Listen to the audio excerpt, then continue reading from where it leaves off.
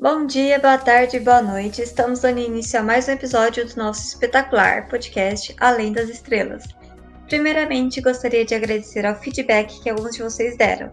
Agradecemos também a quem compartilhou e se puder continuar compartilhando para um amigo, uma amiga, cachorro ou alienígena que gosta de astronomia. Vocês vão me fazer muito feliz aqui. Lembrando também que nosso podcast está disponível tanto no Spotify como no YouTube. Então nos sigam no Spotify, se inscrevam no YouTube, ativem o sininho para receberem as notificações de novos episódios. Também gostaríamos de agradecer ao ACI, Assessoria de Comunicação e Imprensa da Unesp pela divulgação. Sem mais delongas, no podcast de hoje vamos dar continuidade ao podcast passado sobre os primórdios da astronomia, que tratamos desde a pré-história até a Grécia Antiga. No podcast de hoje nós vamos tratar do finalzinho da Grécia até mais ou menos a Idade Moderna com o Sr. Isaac Newton. Solta a vinheta.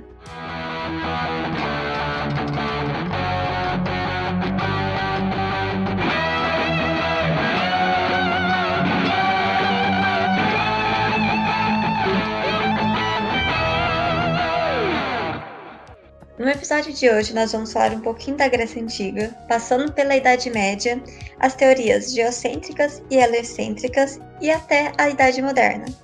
E para isso eu chamo o host que vocês já conhecem, Daniel. Tudo bom, pessoal? Tudo beleza? É bom estar aqui de novo com vocês. Você já me conhece, eu sou o Daniel, da Física, da Unesp. E eu só queria dizer que dinheiro não traz felicidade, mas compra um telescópio, que é a mesma coisa, praticamente. Justo o suficiente. Bom, para quem não me conhece ainda, meu nome é Lara e eu vou estar acompanhando vocês no dia de hoje. Então, Lara, você não estava no episódio passado, não é? Então, Daniel, eu não estava aqui no episódio passado, mas eu ouvi falar que vocês falaram bastante coisa sobre os egípcios, os gregos antigos, os mesopotâmios, os suméricos e chegaram até mais ou menos Ptolomeu. Tá certo isso? Sim, a gente falou bastante sobre astronomia na antiguidade e a gente parou no Ptolomeu porque realmente a gente falar em um único episódio toda a história da astronomia não dá. Então, tanto que o episódio passado foi 1 hora, foi um tempo muito além do que a gente normalmente fez, né? Que é de 20 a 30 minutos. Sim, nem tem como, porque a astronomia ela acompanha a humanidade. Há muito tempo, foi uma das primeiros meios de conhecimento que o ser humano começou a produzir. E uma das coisas que produziu, o Ptolomeu no caso, que ele foi um dos grandes astrônomos da antiguidade, né? Foi o Almagesto, né? Da astronomia, se não me engano, em 13 volumes. Sim, a gente falou lá no episódio passado que o Ptolomeu ele fez o livro chamado Almagesto. Em árabe significa o grande livro ou a grande síntese, que foi um livro de referência para os astrônomos da época. E nesse livro a gente vai dar continuidade hoje sobre uma parte específica que ele fala sobre o modelo cosmológico do sistema solar, que é o que deu origem ao geocentrismo. Se não me engano, ele fez projeções geométricas, né? Que os planetas eles andavam em círculos e em epiciclos. Isso, que é diferente do que nós sabemos hoje em dia. Isso, o grande lance da astronomia, principalmente na antiguidade, ele sempre foi a tentativa de você criar um modelo para explicar o movimento dos corpos celestes, seja das estrelas ou dos planetas. Os antigos eles já tinham conhecimento disso, já tinham conhecimento de que os astros, os planetas se movimentavam diferente das estrelas, né? Tanto que os planetas eram chamados de estrelas errantes. Aí, os gregos, eles foram muito bem sucedidos nessa criação de vários modelos. Antigamente, na Idade do Bronze, na Idade do Cobre, a gente tinha o modelo terra plana. Aí, com os gregos, esse modelo acabou caindo por terra. Só que a grande dificuldade de todos os modelos sempre foi tentar explicar os movimentos dos planetas. Porque os movimentos dos planetas, eles, além de fazer a translação, quando a gente olhava aqui quando a gente olhava aqui da Terra, os planetas pareciam ter um movimento retrógrado, um movimento que ia para frente e para trás. Aí isso está na própria questão do movimento da Terra, né? E isso é um movimento está relacionado com a velocidade de órbita dos planetas. Aí mais para frente a gente vai falar do Johannes Kepler, e a gente vai falar sobre isso, com a diferença de velocidade de órbita. Mas aí, tipo, os gregos, eles fizeram vários modelos tentando cada modelo mais complexo que o outro. A gente tem o modelo de Filolau, de Crotona, aí a gente vai ter o modelo de Eudoxo, a gente vai ter vários filósofos aí tentando criar modelos, só que o problema é que esses modelos, eles eram muito complexos, eles precisavam de uma engenharia intelectual, como eu vou explicar, eles precisavam de muita coisa para explicar os fenômenos da natureza, né, os movimentos. E tipo, essa regra, mas tal planeta é a exceção dessa regra. Isso, existia muito disso. E dentro da ciência a gente sempre busca a precisão, a gente sempre busca a exatidão e de forma mais simples, né? Não de modelos complexos que precisam de 55 esferas, como o modelo do Eudoxo. Esses modelos, eles também levantam várias perguntas. E essas esferas, por que elas existem? Por que é assim?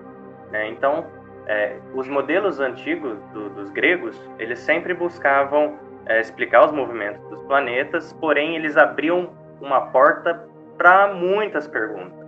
Sim. Até que chegou o modelo do Ptolomeu, né? Que para a época era muito conveniente, que durou até o Renascimento, mais ou menos no século XVI, que além de colocar a Terra no centro do universo inteirinho, porque o ser humano é assim, né? Se não tiver no centro do universo, não vale. Ele usava os círculos, que os círculos eram ditos como as medidas perfeitas.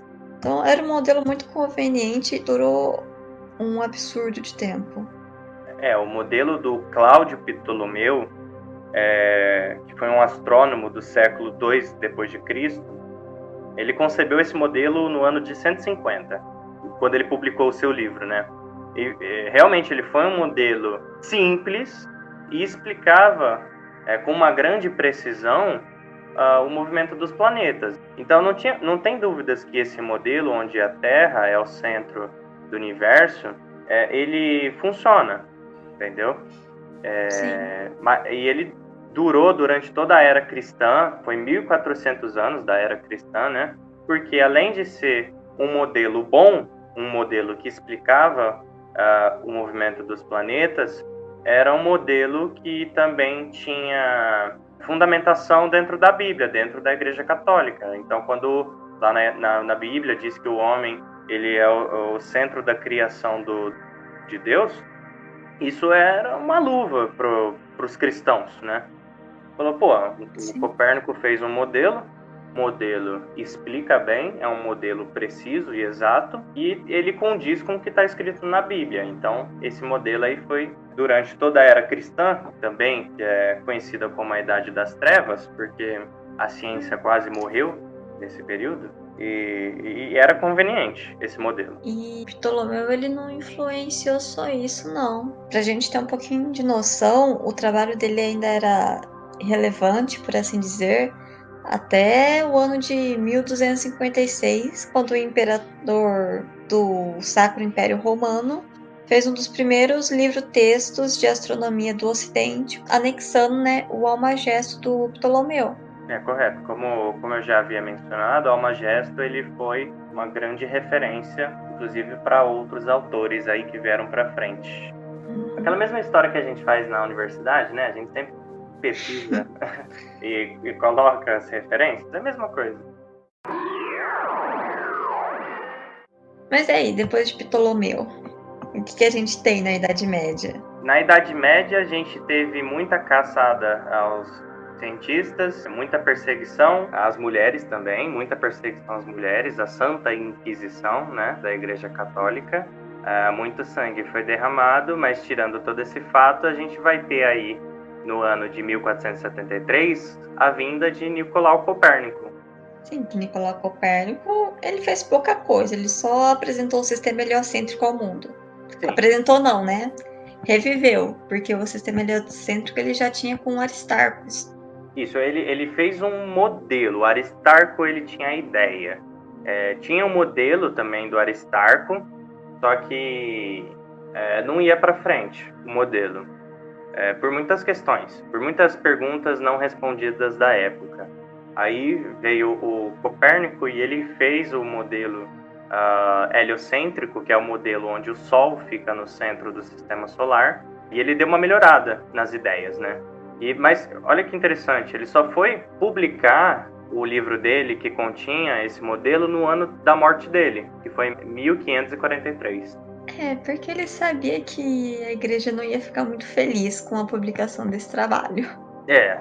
O modelo heliocêntrico dele foi inovador, apesar de que ainda tinha alguns erros, como ele ainda usava os movimentos circulares para a movimentação planetária.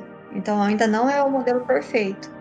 Isso vem muito das ideias dos gregos, que eles acreditavam que a natureza era perfeita, tudo tinha que ser perfeito, tudo podia ser representado por formas perfeitas, né? E o círculo, não existe nada mais perfeito do que o círculo, né? Em questão geometricamente falando. Então, os modelos sempre seguiam essas ideias da natureza perfeita, tudo funcionando bonitinho, aí que na verdade não é isso. E hoje em dia a gente tem outras progressões geométricas que podem ser vistas na natureza, né? Tipo o número de Fibonacci, que você encontra em basicamente qualquer lugar. É o número de ouro, né? Depois do Nicolau Copérnico, embora o seu modelo foi feito, só que ele não foi aceito, né? Convenhamos, por causa da igreja, que ela controlava tudo na época. Depois disso, a gente vai ter uma pessoa muito importante para a astronomia, que é o Giordano Bruno, Giordaninho, nascido na Itália em 1548. Ele foi muito importante no sentido não teórico de você fazer teorias, não sei o quê, mas sim de você defender ideias. Como assim defender ideias? O Giordano Bruno, ele foi um teólogo, ele foi filósofo, escritor, poeta, e ele foi um teórico cosmológico, né? Ele defendia algumas ideias na época que iam contra o que a igreja pregava. Por exemplo, ele acreditava que o modelo estava errado, o modelo que a igreja impunha estava errado, que o universo era muito maior do que eles imaginavam. Ele também acreditava que cada estrela tinha seus próprios planetas, com possivelmente as suas próprias vidas nesses planetas. Então, o Giordano Bruno ele já acreditava que tinha outros mundos, outros planetas, poderia sim haver outras raças de animais inteligentes ou não, né? Isso ia totalmente contra a ideia da igreja, que acreditava que o homem era o centro do universo, o homem era a criação divina. Isso foi totalmente contra a igreja. Sim, ele mudou completamente o que se tinha como ideia de universo naquele tempo, um universo pequeno, diminuído, né? Sim, o universo centrado no egocentrismo humano. Ele foi importante por causa que ele é um mártir, ele foi um mártir da astronomia, porque ele lutou contra as ideias da igreja. Ele foi preso pela igreja durante a Inquisição Católica e ele ficou 8 anos sendo torturado. Ele ficou 8 anos com os católicos, dizendo para ele desistir das suas ideias, parar de sustentar as suas ideias, começar a sustentar as ideias da fé católica, da Trindade, de Jesus. Então ele ele foi preso em Roma, né? Ele ficou 8 anos sendo torturado pela igreja e ele não cedeu o pé. Ele falou: não, vocês estão errados. E aí eles matam ele. No final ele acaba sendo assassinado pela igreja em praça pública. Por conta disso, por essa luta de resistir às suas ideias de um universo maior, universo infinito, ele acabou se tornando um mártir dentro da astronomia. E esse foi o Giordano Bruno. E é impressionante o quão correto ele estava, considerando os instrumentos, as ferramentas do tempo, né? Naquela época praticamente eram instrumentos rudimentares. Para você imaginar que existiam planetas em outras estrelas, sendo que você não conseguia enxergar isso propriamente falando. É muito exercício de imaginação, realmente. Ideias corretas, né? E correto, isso que é o mais incrível. Hoje aqui a gente tem tanta tecnologia, tanto equipamento aí, equipamentos incríveis que a gente consegue tirar fotos de coisas muito distantes e a gente consegue comprovar aí as ideias do Giordano. E mesmo com essa tecnologia toda, tem gente que questiona e acha, não, a Terra é plana. É falta de conhecimento, né? Triste. Talvez uma nova era escura para a ciência, né? Não, mas a gente está aqui, nós, divulgadores científicos, existem vários grupos de divulgação que estão trabalhando para que essas ideias equivocadas se erradiquem do mundo e que as ideias científicas, as ideias precisas, voltem para a população. Estamos na luta, né? Depois do Giordano e o Bruno, a gente tem um cara muito importante também, que foi o Tycho Brahe. Na verdade, a gente tem que falar de dois caras, né? A gente tem que falar do Tycho Brahe e do Johannes Kepler, os dois ao mesmo tempo. Que Johannes Kepler, ele foi um tipo de aprendiz, um contratado do Tycho Brahe. Isso. Mas eles tinham ideias diferentes. Tycho Brahe seguia as ideias de Ptolomeu, enquanto Johann Kepler já tinha um pouquinho um pé no heliocentrismo. Isso, exatamente. O Tycho Brahe, ele é um astrônomo dinamarquês, né? Ele trabalhava a serviço do Frederico II da Dinamarca e o imperador Rodolfo II da Germânia, né? Então ele tinha um observatório e ali ele ficava coletando dados. Só que o Tycho Brahe, ele não era matemático, ele era um astrônomo, vamos dizer assim, um astrônomo profissional, um astrônomo experimental, empírico. Ele sabia muito bem coletar os dados, ele sabia muito bem fazer essas coisas. Só que ele não sabia sintetizar os dados, ele não tinha conhecimento matemático para isso. Foi aí que ele contratou o Johannes Kepler, que ele é um matemático alemão, ele é astrônomo, astrólogo, infelizmente, né, mas é matemático alemão. E aí ele contratou ele para trabalhar para ele, para poder... Porque o Tycho Brahe, ele acreditava no modelo do Ptolomeu, que a Terra era no centro do universo. O Johannes Kepler acreditava o contrário, que é o modelo copernicano, que o Sol estava no centro do sistema solar. Só que o Tycho Brahe contratou ele para corroborar o modelo dele. E como todo bom profissional, ele foi trabalhar, né? Primeiramente, que não precisa ser matemático para ser astrônomo, tá aí a prova. Você pode ser um astrônomo amador, um astrônomo que sabe coletar muito bem os dados, sabe observar, mas não precisa fazer cálculo. Aí você contrata eu, que entendo da matemática, e você me contrata, põe din-din no meu bolso e eu faço os cálculos para vocês. Nessa economia, com certeza. Bom, mas aí Kepler, ele trabalhou para Tycho Brahe, ajudou eles com os cálculos, né? Mas ele também fez suas próprias produções científicas, né? Como Harmonices Mundi, em 1619. Sim, o Johannes Kepler, ele foi muito mais importante do Tycho Brahe no sentido de criação de teorias. Porque, como eu disse, o Tycho Brahe ele era só um astrônomo experimental, ele não conseguia sintetizar os dados. Só que uma coisa interessante é que o Tycho Brahe ele contratou o Kepler em 1600. Só que o Tycho Brahe morreu um ano depois. Então ele tinha coletado todos os dados e entregou para o Johannes Kepler, e saiu do caminho dele, para o Johannes Kepler trabalhar no modelo correto, não no modelo... Quer mais facilidade que isso, né? O Tycho Brahe morreu, saiu da frente do Johannes Kepler, o Johannes Kepler tinha todos os dados dele, e aí ele começou a trabalhar. E aí ele fez muita coisa importante, como as leis de Kepler, que fundamenta a mecânica celeste, o movimento dos planetas, em 3 leis fundamentais. Sim, e é daí que veio o conceito que os planetas tinham uma órbita elíptica, e não circular, né? Exatamente, essa é uma das leis dele. Sim, e foi uma grande descoberta, porque quebra todo o estereótipo que tinha que, por ser um planeta, tinha que obedecer às dimensões perfeitas que eram circulares.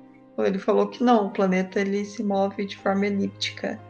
Isso quebra com as ideias dos gregos, né? Da perfeição da natureza, né? Sim. Essas leis de Kepler, as ideias dele que ele publicou, ajudou muito um cara que foi o Galileu Galilei também. Isso, que inclusive é o próximo que a gente ia falar, né? Só para os nossos ouvintes entenderem, esse que a gente falou, Tycho Brahe e Johannes, eles não foram perseguidos porque eles não estavam num país católico. Era um país que era luterano, outra religião, por isso que eles não foram caçados. Mas aí a gente vai ter agora o Galileu Galilei, que, igual o Giordano Bruno, foi caçado pela Igreja Católica, né? E também é um marco da astronomia. Galileu di Vincenzo Bonotti di Galilei. Ele é muito importante, porque primeiro, ele foi quem colocou ao uso o telescópio, né? A luneta fixa. Isso, ele melhorou. Tem muita gente que acha que foi o Galileu Galilei que inventou, patenteou o telescópio. Não foi ele. Ele melhorou a ideia de um outro cara que se chama Hans Lippershey, um inventor, um fabricante de vidro, nascido na Alemanha, mas passou quase toda a sua vida nos Países Baixos. Esse cara, o Hans Lippershey, foi ele quem realmente patenteou e inventou o telescópio. Só que aí o Galileu foi lá, pegou, descobriu um ano depois que esse cara tinha inventado e melhorou a ideia dele. E o engraçado é que o Hans, ele não só deu essa apontada inicial para os telescópios, mas também para os microscópios. Mas voltando para Galileu, né? Galileu, além dessa melhoria que ele fez no telescópio, que auxiliou em muitas observações, ele também foi capaz de meio que descobrir, descrever as 4 maiores luas de Júpiter, né? O Galileu, ele é considerado como o pai da física moderna, do método científico, da ciência moderna, porque ele foi um físico experimental, ou seja, ele construía experimentos para testar suas teorias, né? Tanto que ele melhorou o telescópio para observar o cosmos, e ele foi muito importante nesse sentido. Além dessas observações dos 4 planetas, ele foi o cara que deu o pontapé inicial de colocar uma linha entre o conhecimento do que a igreja dizia e o que a ciência observava. Ele foi o cara que fez uma linha, porque ele pegou o telescópio, ele observou as luas, ele falou, ele pensou, vamos imaginar, isso daqui não condiz com o que a igreja diz, né? E outra, eu estou vendo 4 objetos que estão circundando o planeta, que a gente já conhece, igual a Lua, né? Então, essas observações deu início a um monte de ideia que antigamente era dita, mas não era considerada, e que a igreja caçava, a igreja combatia, porque ia contra as crenças, né? E aí ele falou, mas tá errado isso. Tanto que ele foi julgado e condenado por heresia em 1633, né? Isso, exatamente. Ele só não foi queimado como Giordano Bruno, porque ele tinha amigos dentro da igreja. Uhum. E ele, no tribunal, ele acabou negando. Ele falou, não, a Terra ela é o centro do universo, mas que ela gira em volta do Sol, ela gira.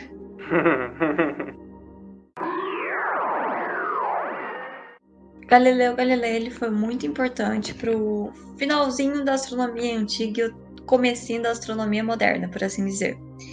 Só que um cara muito importante mesmo foi o Sir Isaac Newton. Opa, para tudo. O Deus chegou. Sir Isaac Newton. Deus para os físicos. Vamos falar tudo que a gente tem para falar sobre esse Deus maravilhoso da física. Para vocês terem uma noção, quem é esse cara? Vamos lá. Ele criou as leis da mecânica universal. Ele fez a teoria de ótica. sobre a ótica. Ele inventou o cálculo diferencial integral, que é um tipo de cálculo que a gente sofre na universidade, para entender. O cara inventou. E depois de tudo isso, ele fez 26 anos de idade. Ah, pouca coisa. Estamos quase lá. Eu com 25 não fiz nada. Newton com 26 criou praticamente toda a física que a gente conhece hoje em dia. Eu acho que a gente está esquecendo uma coisa muito importante sobre Newton. O quê? Uma certa maçã na cabeça dele. Exatamente. Alguma coisa sobre a gravidade. Bem, assim, simples. Coisa pouca. Simples. Ninguém é afetado por ela. Não, acho que é isso. Nunca ouvi falar. Sou terraplanista, não acredito nisso, não. Bom, além disso, de tudo que você falou que não é pouca coisa, o Kepler, ele ainda inventou o telescópio refletor. O Kepler? Não, opa, o Newton. Gente, olha o vexame no podcast, né? Exatamente, ele melhorou o telescópio, né? E não só isso, ele foi membro também da Royal Society, uma grande fomentadora de ciência. Além de tudo isso, ele escreveu volumes do Principia, que é um livro pouco importante para os matemáticos e para os físicos, né? Escrevendo leis gerais, aplicações a colisões, pêndulo, projetos, fricção do ar, hidrostática e propagação de ondas. O cara fazia tudo mesmo, sabe? Principia Matemática, o livro referência da física. Ali foi o nascimento, cara, de tudo. E você acredita que as leis de movimento tem uma história muito legal. O Halley, você conhece, né, pelo cometa, e o Hooke, eles estavam em Londres tomando um café, não sei o quê, que era muito comum ter encontros de cientistas em cafeterias. Tanto que hoje a gente faz o Pint of Science, a gente faz vários eventos de encontros científicos e por isso que café é associado a muitos desses encontros. Aí, numa desses encontros, o Halley e um amigo dele desafiaram o Hooke a poder modelar matematicamente o movimento dos planetas. Só que o Hooke, arrogante pra caramba, ele fala, não, eu já inventei isso, não sei o quê. E aí, passado o tempo, e o Halley falando, então mostra, né? Você tem que mostrar. Não adianta você falar que você conseguiu deduzir as leis de movimento se você não mostra, né? E aí, tipo, o Halley se encheu o saco do Hooke, e aí ele descobriu de um matemático que já dava aulas na Universidade de Cambridge, que já estava há um tempo fora do meio social, que era o Isaac Newton, né? E aí, tipo, ele chegou lá, e aí ele propôs esse desafio pro Newton. E o Newton falou, não, eu já fiz isso alguns anos atrás. Só me dá um tempo que eu tenho que achar o papel, aí eu já te dou. Que é as leis de movimento. Ele não achou o papel e teve que fazer tudo. Na história fala isso, ele não acha os papéis e refaz os cálculos. E aí que veio a lei dos movimentos dos planetas, e aí, bicho, deu uma treta. O Robert Hooke falou que ele roubou dele. Porque, tipo, já teve uma treta antes. Casos de família aqui, hein? Casos de família. Robert Hooke versus Newton. Antigamente, antes desse desafio, Newton acusou o Robert Hooke dele ter roubado as ideias dele sobre as leis da elasticidade, que a gente conhece como as leis de Robert Hooke, ou a lei de Hooke, né? Então Newton acusou o Hooke de ter roubado as ideias dele. Assim, eu sou fanboy do Newton, então eu sou Team Newton. Eu falo que é isso mesmo, mas não tem prova nenhuma. Então, mas eu sou Team Newton. E aí, anos depois, o Hooke falou que ele roubou as ideias dele. Só que aí o Hooke ele não conseguia deduzir na mão. Então aí ele não conseguiu provar que as ideias de lei de movimento eram dele. Sim, mas isso pesava muito porque o Hooke, em determinado ponto, ele foi chefe da Royal Society, né? Então, tipo, qualquer coisa que eles quisessem investigar, se alguém pegou ideia de alguém, tinha que passar por ele. Uhum. Obviamente que ele não ia falar que, sim, ele roubou as ideias do Isaac Newton. Eu acho muito legal o conceito de cientistas brigando igual dos... É muito louco a gente não saber como é que o Robert Hooke era, porque quando o Newton foi chefe da Royal Society, anos depois do falecimento do Hooke, ele pegou e queimou o quadro do Robert Hooke.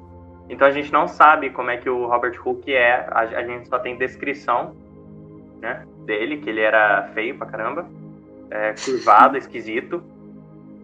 Só que a gente não tem imagens dele, pinturas dele, né? Esse é o nível de ranço. São casos de família. Sim, casos de família. Acontece sempre, infelizmente, no mundo científico, né? Até hoje. Yeah.